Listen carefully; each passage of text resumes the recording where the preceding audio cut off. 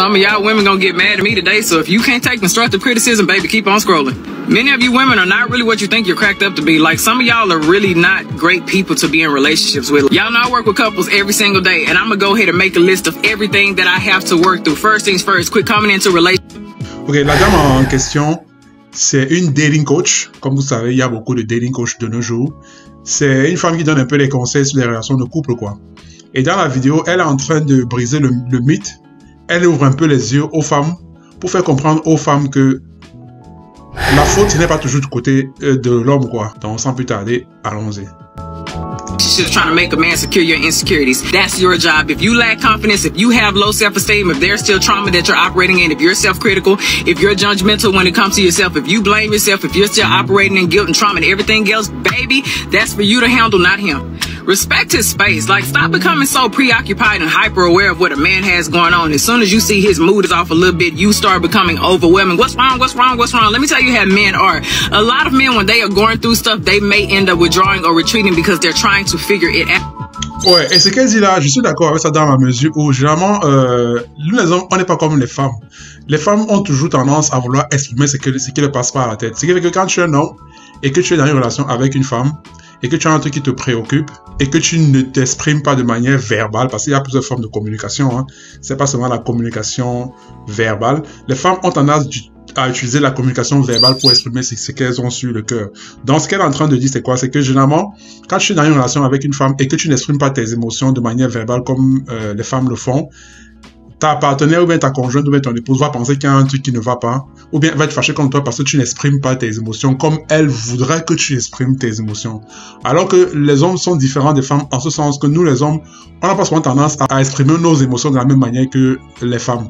Donc elle est en train de vouloir faire comprendre aux femmes que non, si votre partenaire, votre mari, votre copain a des problèmes et qu'il est renfermé, ce n'est pas qu'il y a un problème avec ce que toi tu as fait, c'est juste que lui n'est pas à mesure d'exprimer ses émotions verbalement comme tu le voudrais, quoi. They're not always upset at you. Their moods are not changing just because of you. People go through things in a way that men are. They don't express themselves as much as we do as women. It's okay. Give that man some space. Oh yeah, the clinginess. Clinginess is cute to an extent, baby, but once you become codependent and you're always getting jealous whenever this person goes out, you become anxious whenever they're not around you, you start blowing up their phones so they gonna hang out with their friends, that is problematic and you're gonna push them away. As much as many of you all don't want to believe it, it's absolutely okay for a man to admire another woman, as long as it is a quick... Bon, elle parle aussi de ce qu'on appelle clinginess. Clinginess, c'est quoi? C'est quand une femme est trop attachée à toi. Du genre, tous les 5 secondes, elle veut t'appeler, elle veut t'envoyer des SMS, elle veut savoir ce que tu fais. Ok, c'est beau, c'est joli, c'est mignon, c'est cucu pour 5 minutes. Mais il y a certaines femmes qui le font jusqu'à l'extrême, quoi. Du genre, elle veut toujours savoir où tu es dans la journée. Pas parce que c'est cute, mais parce qu'elle est insécure. Comme on dit insécure. Donc, du genre, elle est jalouse, quoi. Donc, c'est bon de vouloir savoir ce que ton gars fait toutes les 2-3 minutes. Mais quand tu le fais sur le long terme, ça devient fatigant, quoi. Look, boom, and he's not staring, and he doesn't have a wandering eye, and he's not impulsive, and he's not a cheater. If he's all of those, baby, why are you with him in the first place? You're ignoring the red flags. You're settling. As long as that man is not window shopping or ordering off of the menu, relax. He has a visual appetite. If he sees a beautiful woman, it's okay to admire. Just like if you see a handsome man, you're going to admire him too. Relax. Stop letting yourself go just because... Donc, elle est en train de dire quoi? Généralement, nous les hommes... Je suis coupable de ça moi aussi, c'est qu'on a tendance à vouloir regarder les femmes qui passent, quoi. Même si on n'a pas des intentions ultérieures, on a tendance à regarder les femmes qui passent, même si on n'a pas envie d'aller les draguer, quoi. Et elle est en train de vouloir dire aux femmes que non. Même si votre gars a tendance à regarder d'autres femmes, c'est pas parce qu'il regarde d'autres femmes qu'il a envie de vous tromper, quoi. On est souvent ici que les hommes tombent amoureux de ce qu'ils voient, et les femmes tombent amoureux de ce qu'elles entendent, quoi. Donc nous les hommes, on est beaucoup attentifs à ce qu'on voit. Quand on voit une belle femme, on a envie de regarder. C'est pas qu'on a envie de tromper notre épouse, c'est juste qu'on aime regarder. Donc elle dit aux femmes, ok, c'est pas parce que votre mari a tendance à regarder ce qui passe qu'il faut s'inquiéter, quoi. You in a relationship doesn't mean that you need to stop doing everything that you did in the beginning. If you always kept your skin together, your nails together, your lashes together, your hair done, your body was waxed up at the beginning, keep that same energy. Hold your end of the relationship. Remember, visual. A man still has a visual appetite and he loves what he sees, baby, because you're going to stimulate a whole lot more in him. Don't let yourself go because you secured the relationship as much as you want. Les femmes mariées, souvent, quand elles se marient, quand elles ont la bague, déjà, elles se laissent aller, elles prennent du poids, elles ne s'occupent plus de leur corps et tout. Et par conséquent, le mari n'est plus intéressé.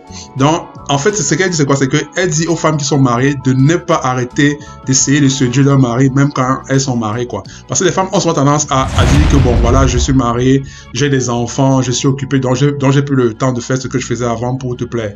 Mais le problème, c'est que, généralement, on trouve toujours le temps de faire ce qu'on trouve qui est important. Les gens vont toujours trouver le temps de faire ce qui est important à leurs yeux. Ça veut dire que si toi, femme mariée, tu as ton mari, ok, et que tu prends plus le temps de prendre soin de ton corps pour le séduire, ça veut dire que ton mari n'est plus important à tes yeux, quoi. Ou bien il n'est plus aussi important qu'il était par le passé.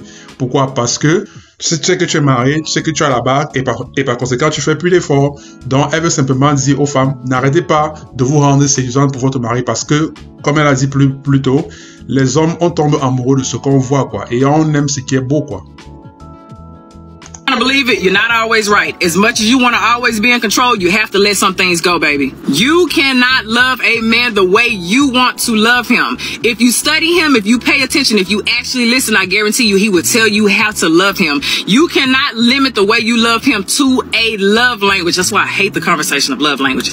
You can ask a man, what's your favorite love language? And he can say, oh, acts of service. And you think that's all you have to do to love him? No, baby, you got to study your man. Stop nagging him all the time. It's perfect. Okay, quit always expressing your dissatisfactions. If you see he's putting in efforts in other places, please uplift those efforts. Acknowledge him. Show that you appreciate that. If it's something like a pet peeve, baby, compromise. I know a lot of women have a hard time compromising. Baby, you got to find a middle ground. Sometimes it's just not worth you bringing up a dissatisfaction. A lot of you all just be nagging. You're pushing that man away. It's okay. He's not always going to fit your idea. He's not always going to satisfy you in every area. Baby, I promise you every trait that you make. Ouais, en fait, ici, c'est quoi? C'est un peu, c'est les femmes qui sont la main satisfaites, quoi. Il y a les femmes qui auront toujours un problème, peu importe ce que tu vas faire pour leur faire plaisir. Tu auras beau lui offrir l'or du monde, tu auras beau faire tout ce que tu peux pour la rendre heureuse, elle trouvera toujours le moyen d'être insatisfaite, quoi.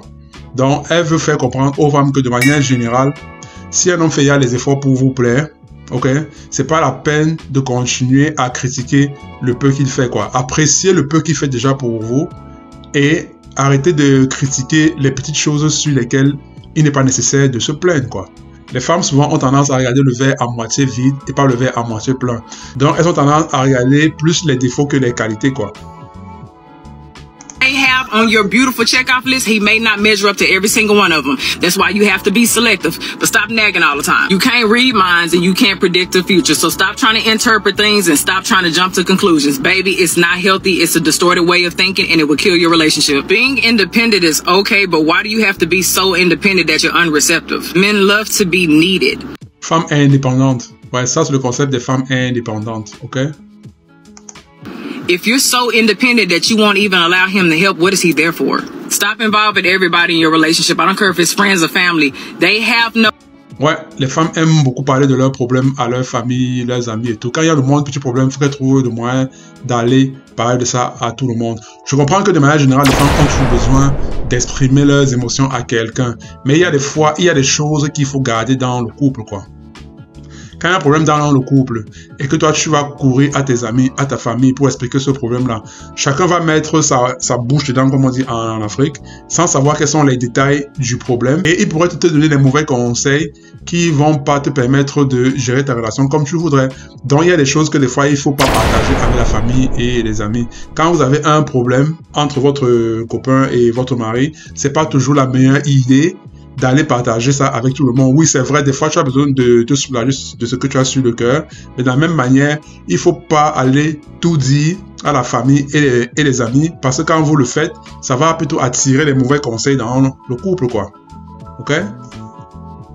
no place to be in your relationship, so stop involving them. Their opinions do not matter. Their advice does not matter. They are not the person that you are sleeping with. Relax. You think you're doing something when you're comparing your man to everybody else. You're comparing your man to your best friend's husband, yada, yada, yada, and now he's pretending to be something that he's not. That's very uncomfortable for a man. Baby, constructive criticism and destructive criticism are real things. If you're always criticizing, you're going to push him away, and he's going to end up faking things, and that's going to make him unhappy, and then the intimacy is going to decline. And whose fault is that going to be? Yeah, because you were comparing. Many of you ladies are not the inspiration that you think.